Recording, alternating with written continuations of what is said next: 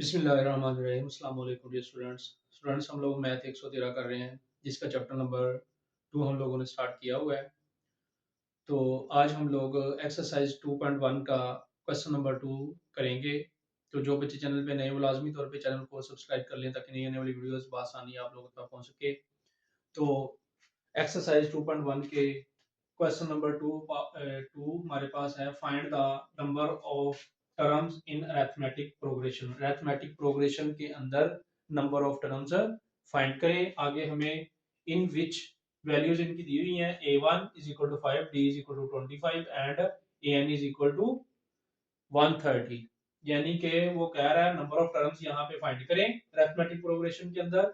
और यहाँ पे हमें वैल्यूज गिवन है, a1 फर्स्ट टर्म भी हमें दी हुई है, कॉमन डिफरेंस d भी हमें दिया हुआ है और nth टर्म यानी an भी हमें दिया हुआ है 130। तो यहाँ पे सॉल्यूशन में हम लोग देखते हैं क्या करना है हमने, नंबर ऑफ टर्म्स फाइंड करना। नंबर ऑफ टर्म को हम लोग किससे शो करते हैं, n से। तो n यहाँ पे स्टूडेंट्स हम लोगों ने फाइंड करना है। a1 की वैल्यू हमें दी हुई है, कितनी है 5। आगे d की वैल्यू हमें दी हुई है, कितनी है जी, d की वैल्यू 25। और आगे हमें an की वैल्यू दी हुई है कितनी, 130। तो स्टूडेंट्स हम लोगों ने बड़ा सिंपल क्वेश्चन है और 2 नंबर का अक्सर आ जाता होता है ये। हम लोगों ने अरिथमेटिक प्रोग्रेशन का यहाँ पे फार्मूला अप्लाई कर देना है। ये an is equal to a1 जमा n माइनस 1 d, ये हमारे पास फार्मूला है अरिथमेटिक प्रोग्रेशन का। अब आप देख सकते हैं कि an यहाँ पे सबसे पहले वैल्यू है, तो इसकी वैल्यू हमें दी हुई है an की, कितनी है 130, इसकी जगह पे लगा देंगे ये। उसके बाद हमें a1 की वैल्यू दी हुई है, कितनी है 5, ये लगा देंगे। एंड n हम लोगों ने ये फाइंड करना है, ये ऐसे ही रह जाएगा माइनस 1 ऐसे ही आ जाएगा। d की वैल्यू हमें कितनी दी हुई है 25। तो ये वैल्यूज हमने पुट कर दी an की, a1 की और d की। अब यहाँ पे हम लोग सबसे पहले क्या करेंगे, ये 5 इधर जमा की वैल्यू है, ये इसको हम बराबर की साइड पे ले आएंगे, ये 130 में से माइनस हो जाएगी। तो 130 माइनस 5 कर देंगे, इधर हमारे पास रह जाएगा n माइनस 1 इंटू 25, ये वाली वैल्यू। तो ये 130 में से 5 निकाल देंगे, ये रह जाएगा हमारे पास 125। इससे आगे n माइनस 1 इंटू 25। अब ये 25 इधर मल्टीप्लाई हो रहा है, इसको इधर बराबर की साइड पे ला के डिवाइड कर देंगे 125 पे। तो 125 divided by 25 is equal to n minus 1। तो ये इससे कट जाएगा, 25 को 100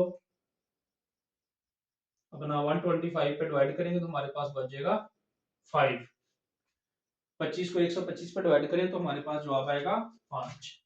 ये 5 आ गया is equal to n minus 1। चूंकि हम लोगों ने n फाइंड करना है अकेला, तो ये माइनस का 1 जो है इसको हम इस साइड पे ले आएंगे, तो इधर माइनस है, इधर जाके हो जाएगा प्लस। तो ये 5 जमा 1 हो जाएगा इज इक्वल टू n। तो 5 और 1 6, n बराबर हमारे पास कितना आ जाएगा 6। इस तरह हमारे पास नंबर ऑफ टर्म निकल आएगी। तो स्टूडेंट्स क्वेश्चन नंबर 3 हमारे पास है, इसका पहला part, which term in arithmetic progression. Arithmetic progression के अंदर कितनी टर्म्स हैं। यहाँ पे भी स्टूडेंट्स आप लोगों ने इस क्वेश्चन के अंदर भी number of terms he find करना है। तो ये हमें अरिथमेटिक प्रोग्रेशन का सीक्वेंस जो दिया हुआ है 4 1 माइनस 2, आगे ये 101 यानी आगे तक वैल्यूज चल रही हैं, इज माइनस 77। आगे क्वेश्चन मार्क दिया हुआ है। ये स्टूडेंट्स पहली टर्म है और ये है nth टर्म यानी लास्ट टर्म, ये वाली आखिरी टर्म है an यानी nth टर्म है ये, और ये वाली जो है ये फर्स्ट टर्म है। तो यहाँ पे हम लोगों ने फाइंड करना है number of term, which term in the arithmetic progression 4 1 minus 2 it's 1 is minus यहाँ पे 77 दिया हुआ है। तो यहाँ पे फर्स्ट टर्म हमारे पास हम लोग फाइंड यहाँ पे करेंगे सॉल्यूशन में, नंबर ऑफ टर्म्स यहाँ पे फाइंड करनी है। ये पहली वैल्यू हमारे पास a1 की है, a1 हमारे पास है 4 एंड यहाँ पे ये जो लास्ट वाली वैल्यू है ये हमारे पास है an की, इसकी ये an की। तो an हमारे पास आ जाएगा माइनस 77 आगे एक वैल्यू हमारे पास ए एन भी आ गया, ए वन भी आ गया, एन हमने फाइंड करना, डी की वैल्यू रहती है। तो स्टूडेंट्स मैंने आप लोगों को बताया था कि दूसरी वैल्यू में से अगर पहली वैल्यू माइनस करते हैं तो हमारे पास कॉमन डिफरेंस निकल आता है। तो यहाँ पे हम लोग डी मालूम करने के लिए दूसरी वैल्यू हमारे पास यहाँ पे है 1 और पहली है 4, तो दूसरी वैल्यू 1 में से 4 माइनस कर देंगे तो डी हमारे पास कितना आएगा -3, ये डी की वैल्यू आ जाएगी। तो यहाँ पे स्टूडेंट्स हम अरिथमेटिक प्रोग्रेशन एपी का फार्मूला लगाएंगे, ये वाला A N is equal to A one जमा एन माइनस वन डी। अब यहाँ पे हमारे पास ए एन की वैल्यू कितनी है -77, ए की वैल्यू स्टूडेंट्स हमारे पास है 4, ये आ जाएगी ए वन की, आगे एन हमने फाइंड करना है, ये ऐसे आ जाएगा -1 और डी की वैल्यू हमारे पास कितनी है -3। तो यहाँ पे आप लोगों ने ब्रैकेट लाजमी लगा ली क्योंकि ये दोनों वैल्यूज मल्टीप्लाई हो रही हैं।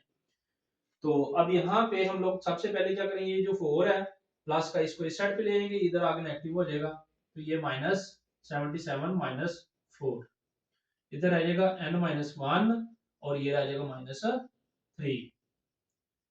तो यहाँ पे स्टूडेंट्स हम लोग क्या करेंगे, -77 -4 ये -81 आ जाएगा और ये आ जाएगा हमारे पास n-1 इंटू -3।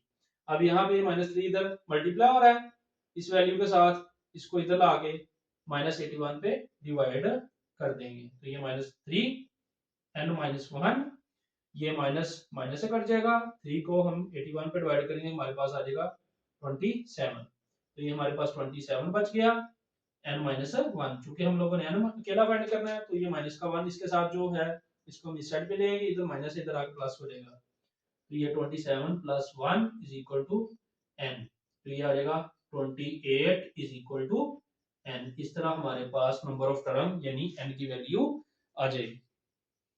तो स्टूडेंट्स क्वेश्चन नंबर 3 का पार्ट नंबर 2 भी इसी तरह ही है बिल्कुल, which term in the arithmetic progression 17 13 9 it's so on is -19, आ गया क्वेश्चन मार्क। तो यहाँ पे इसमें भी हमने क्या कह रहा है, which term in arithmetic progression, arithmetic progression के अंदर कितनी टर्में हैं, नंबर ऑफ टर्म्स यहाँ पे भी फाइंड करना है इसमें। तो उसी तरह ही बिल्कुल ये पार्ट नंबर 1 की तरह ही होगा, इसको आप लोगों ने अच्छे तरीके से करना है। n यहाँ पे हम लोगों ने फाइंड करना है। ये स्टूडेंट्स पहली वैल्यू जो है हमारे पास ये कितनी है 17, ये a1 आएगी 17 एंड लास्ट वाली ये -19 जो है ये हमारे पास an के इक्वल आएगी, तो an हमारे पास आ जाएगा -19 -19 आ जाएगा। उसके बाद यहाँ पे हमारे पास रह गया बाकी डी फाइंड करने वाला कॉमन डिफरेंस, तो उसके लिए आप लोगों को मैंने बताया था दूसरी ये वैल्यू है और ये पहली ये है, दूसरी 13 है पहली 17 है, तो दूसरी में से पहली को माइनस कर देंगे। तो डी लेने के लिए हम लोगों ने क्या करना है 13 - 17, तो माइनस चुके माइनस का 17 बड़ा है और 13 प्लस का छोटा है, तो -4 आएगा इसका आंसर। डी की वैल्यू हमारे पास कितनी आएगी -4। तो यहाँ पे स्टूडेंट्स हम लोग इस फार्मूले के अंदर वैल्यूज अप्लाई कर देंगे, A N is equal to a1 जमा n-1 डी। तो ए एन की वैल्यू हमारे पास यहाँ पे है -19 ये, और a1 की वैल्यू हमारे पास है यहाँ पे जमा का 17 और n हम लोगों ने यहाँ पे फाइंड करना -1, डी की वैल्यू हमारे पास है -4। यहाँ पे ब्रैकेट आप लोग लाजमी तौर पे लगा दें इसके गिर्द। आगे ये -19, ये इधर 17 का जमा का जो है इसको हम इस साइड पे ले आएंगे, तो इधर आगे ये हो जाएगा माइनस, और ये आगे ये वाली वैल्यू हमारे पास बच जाएगी n-1 इंटू -4। तो ये हमारे पास स्टूडेंट्स क्या आ जाएगा, ये माइनस का 19 और ये माइनस का 17, इन दोनों को जमा कर लेंगे तो ये हमारे पास आ जाएगा -36 इज इक्वल टू n-1, और ये आपके पास आ जाएगा माइनस का ये 4 इसके साथ मल्टीप्लाई हो रहा है। अब यहाँ पे अगले स्टेप में हम लोग क्या करेंगे, ये -36 ऐसे नीचे आ जाएगा, ये इधर -4 इधर आके इसके नीचे डिवाइड हो जाएगा इज इक्वल टू n-1। अब ये माइनस माइनस से कट जाएगा, 4 एक बार 4 9 4 बार 36, तो ये 9 आ जाएगा इज इक्वल टू n-1। अब ये माइनस का वन है, एन हमने अकेला फाइंड करना है, तो माइनस इधर, इधर आगे प्लस हो जाएगी वैल्यू, तो 9 जमा 1 ये आ जाएगा 10, एन बराबर 10 हमारे पास ये वैल्यू आ जाएगी। तो स्टूडेंट्स इन क्वेश्चंस को आप लोगों ने बहुत अच्छे तरीके से करना है, ये बहुत ही इंपॉर्टेंट चैप्टर है, इनको बहुत अच्छे तरीके से करना है। ये भी इन क्वेश्चंस में से भी अगर पहले क्वेश्चन में से छोड़ ना आए तो इन क्वेश्चंस में से लाजमी तौर पे आ जाता होता है, तो इनको बहुत अच्छे तरीके से करें आप लोग। तो जो बच्चे चैनल पे नए वो लाजमी तौर पे चैनल को सब्सक्राइब करिए ताकि नई आने वाली वीडियोस बआसानी आप लोग तक पहुंच सके। वीडियो वॉच करने का बहुत शुक्रिया। अस्सलाम वालेकुम।